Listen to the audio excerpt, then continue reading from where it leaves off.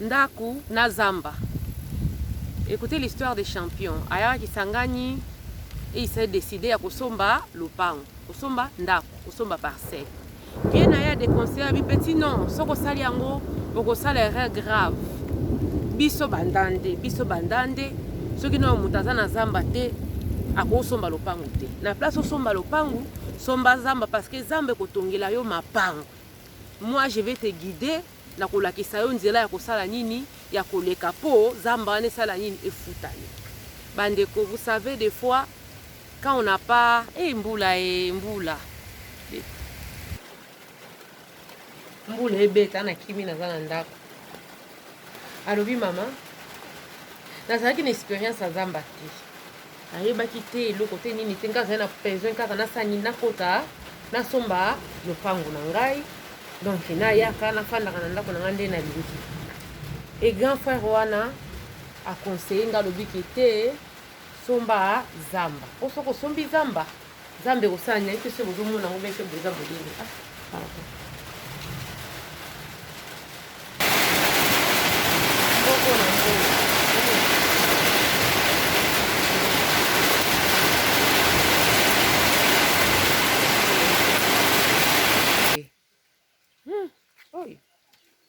Ma salité penza. Oh ma comme c'était la nini, c'était na kombo wana.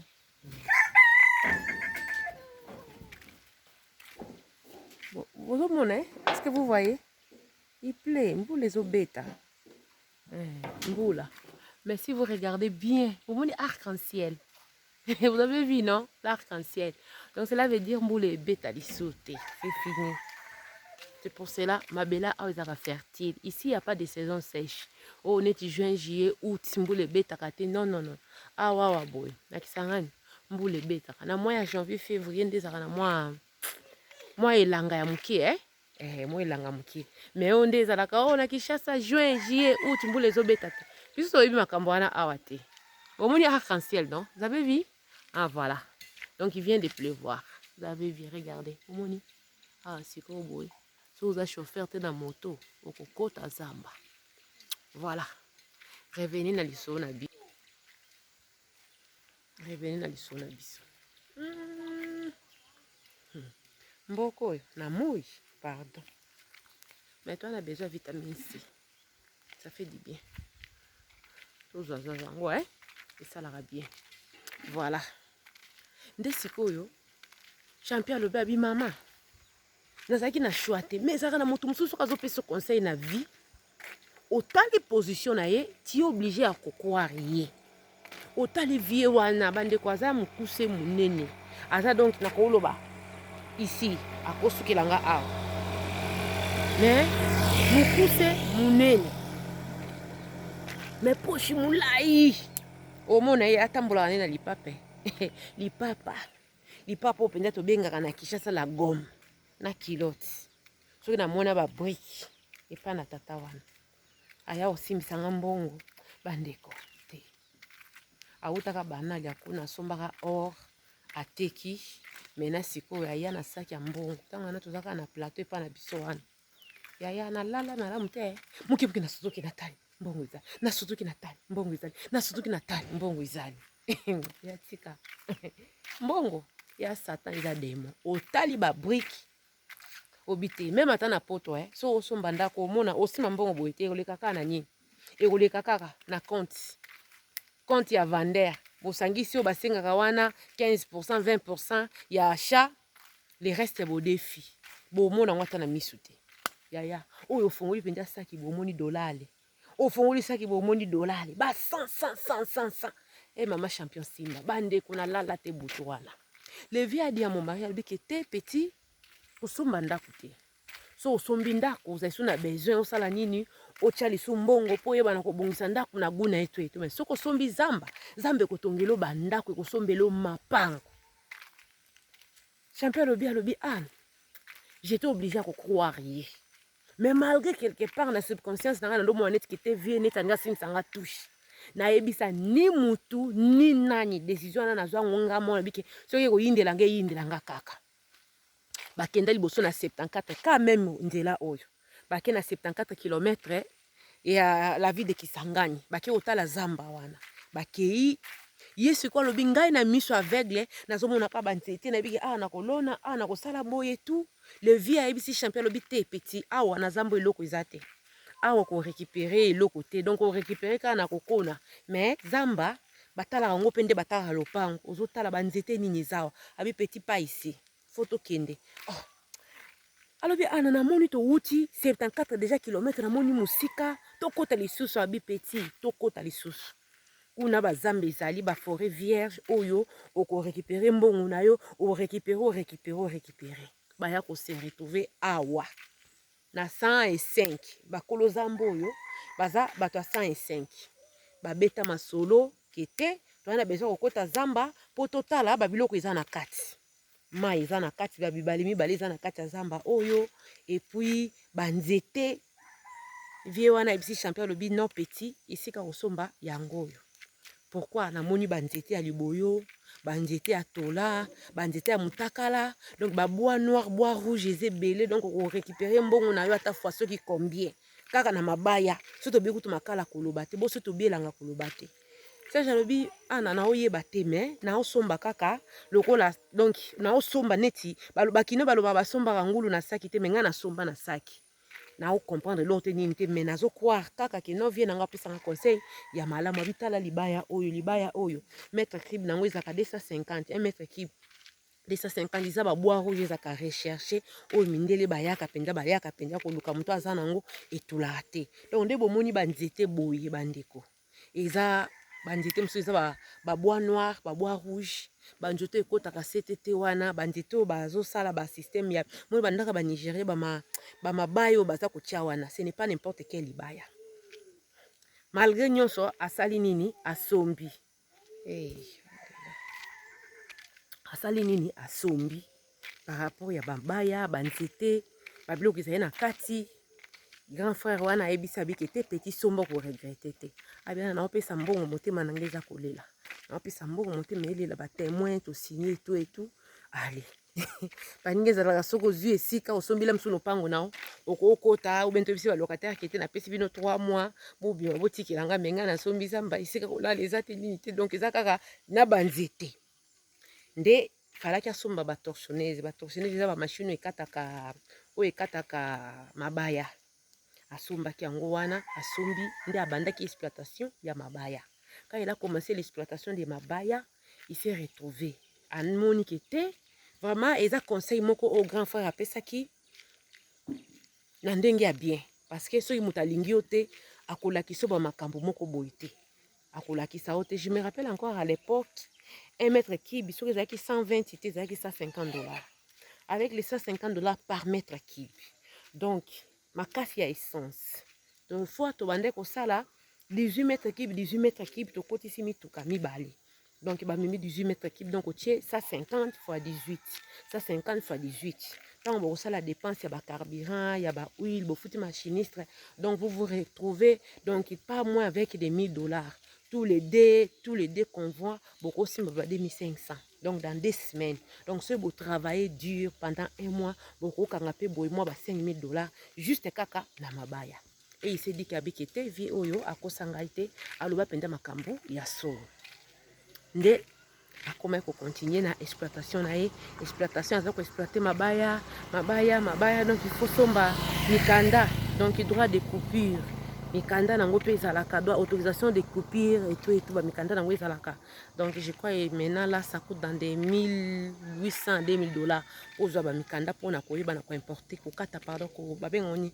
ko exploiter mabaya voilà et tango asali yango abandi makambu abandi enga na ekoya tango toye na kuti na lui zamba munene boye eza kaka mabaya siko tokolia nini nde bato bakotaki kobongisa mabele mpona kobanda kolona makemba fufu loso etu eloko nini pende esalaki ngana ya kosangaje ezalaki na papa moko abandaki koyebisa azalaki gérant ya mabaya ye nde moto abandaki kobima ye nde moto azalaki wana na machiniste ntango baza kokata kombo na papa Frank Kamanda je lui salue là où il est na obeta lisolo no baka vérité. Tonton wana donc aza vie kutu ya ipeng. Donc vie penza mona nde ba champion bakola. Donc vie wana na mama bokilo donc bango ba génération moko e ko sala kiboko kuta na kisangani ba compatir. Nde sikoyo tonton wana yenda zaki gérant à Kota, il fallait ça là, donc 18 mètres cubes, 18 plus 18. Et ça, il combien? Tout me calculer, je crois, ils en a 36 mètres cubes. Devis à 36 mètres cubes, ration, essence, ba huile, ba lime, ba benga nini, ba tête ya guide, nyon surtout à Kota na on a kati, pour y ba na kosala, ma baya, il y a 36 mètres cubes. À l'époque, on avait 4 machines. Cela veut dire que nous avons 4 machinistes dans le moko. Ceux qui machinistes n'est fali moi mbali moko afanda na 107 awa. Aza machiniste papa banga oti ko kufa. Yé par jour abande ko beta 2 mètres cubes. Donc ceux besoin na 4 machinistes. Oya beti D, oya beti D, oya beti D. Donc na moins d'une semaine. Na moins d'une semaine déjà 6 jours déjà toqué 2 fois 6 et ça déjà 12. Donc, beaucoup na 20, beaucoup na 3 semaines, beaucoup ça déjà batrani ni wana kote koleka. Mais mutu ka bande ko supporter ka kilo ya 18 mètres cubes. Donc 36 mètres cubes wana fois $150. Nde beaucoup calculer mbongo ngaki bima.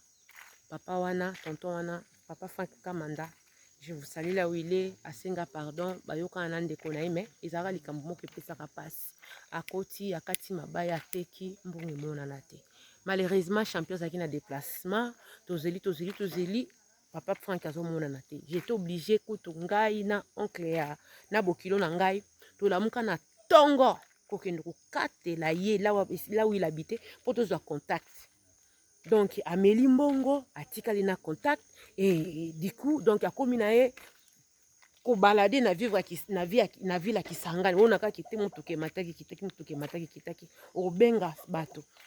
Nde tokenda na parking ko zoba sangwa aote mabaya ise bimaki mbongo mona nati papa Frank Kamanda ici toyokana tobongisa mais tozopita ka lisolo po bato bayeba ke des fois bazela tozela papa Frank tozela papa Frank tozela papa Frank ayati. On a compris que on a compris que il nous avait escroqué.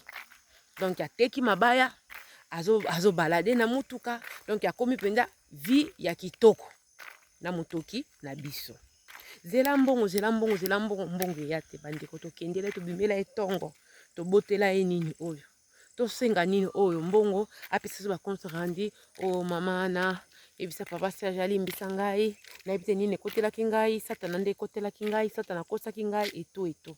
Donc vraiment il blessa qui parce que azaki lokola azaki grand frère bota wonsi bo uti na mutu musika uti na ye amoni yo kokola depuis na epeni kuna boye ko se retrouver na Kisangani. Donc beaucoup lokola bandeko du coup quand mutu azo sala loka boye donc zoki saki vraiment champion zoki saki.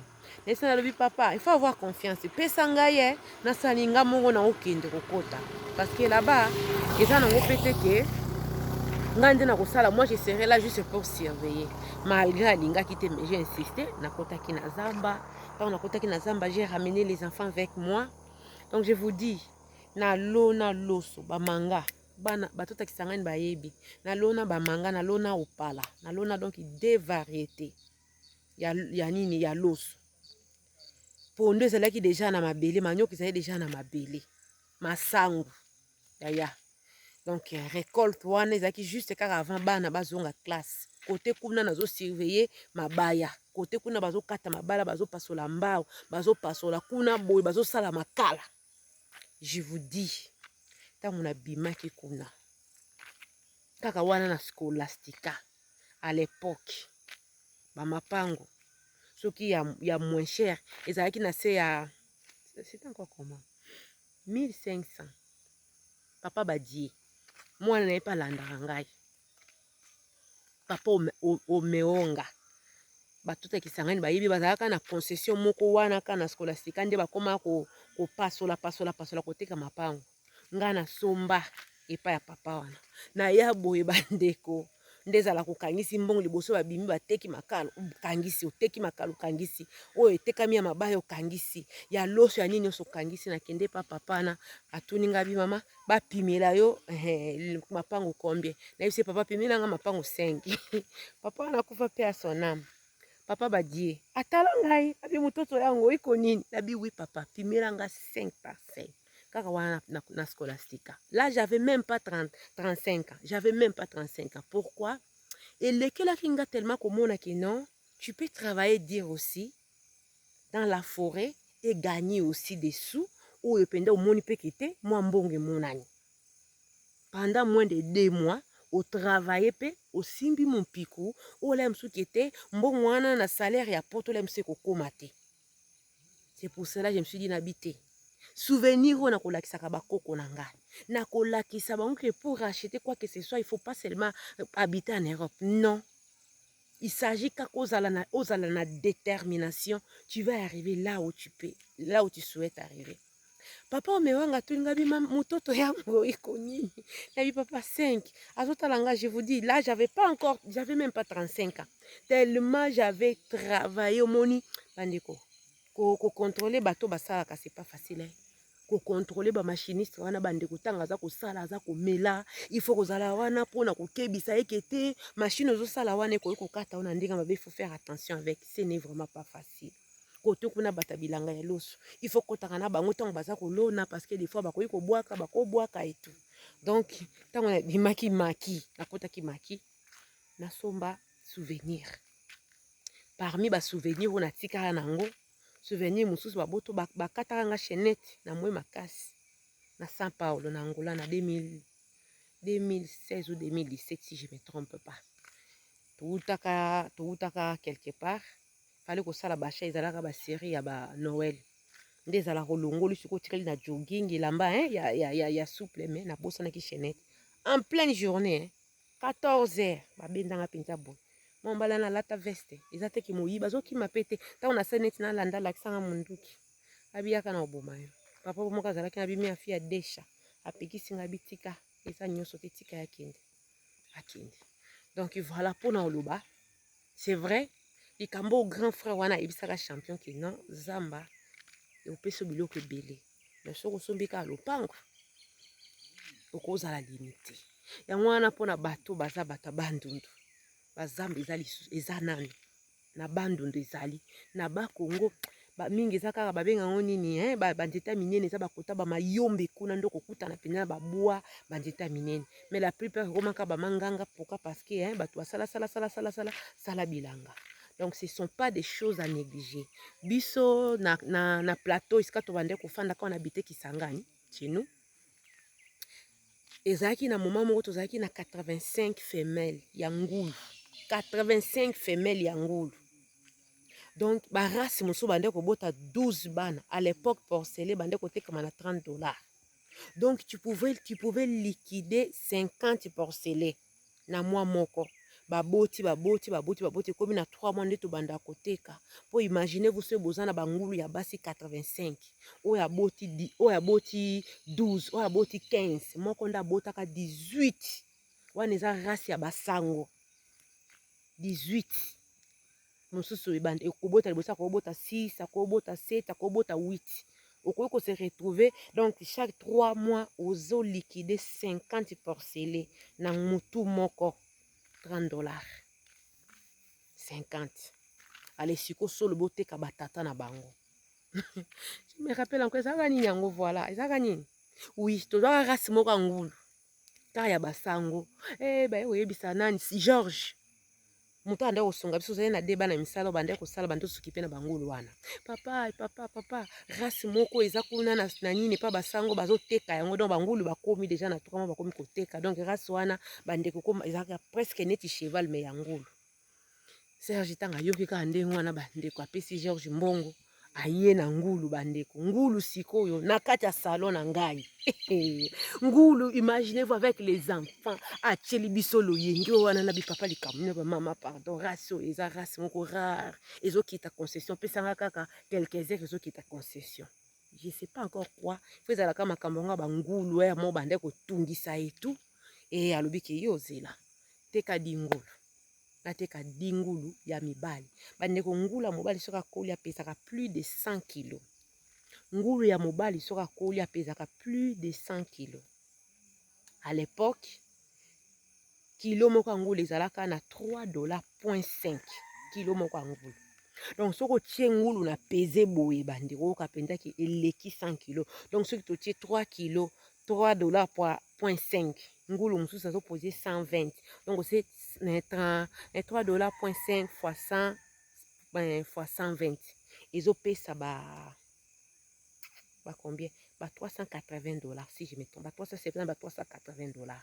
Et na dingulu bandeko nanga osangisi osimbi $4000 boye juste pour avoir vendu 10 porcs. Otangi penda mbongo boye. Obike te. Yango ba Abraham na Bible o ka l'homme le plus riche. Ezalaki apa ezalaki na bibwele. Na fandi na tali na nzoka kopo efutaka boye. Nga na ozonka na loyenge ngulu makelele boye nzoka kopo efutaka boye. Juste na longoli pe mibali, na longoli basi te bandeko parce que bangola mibali bazala tellement bazaka un peu agressif, babetaka bangulu ya mikie. Donc to longolaka ba oyo ba o bazokola ba oya bana bazakoya. Seulement ya mibali. Seulement ya mibali. Na teki kaka 10. Je me suis retrouvé avec plus de $3500, $4000 na bangulu kaka. Na lobi wow.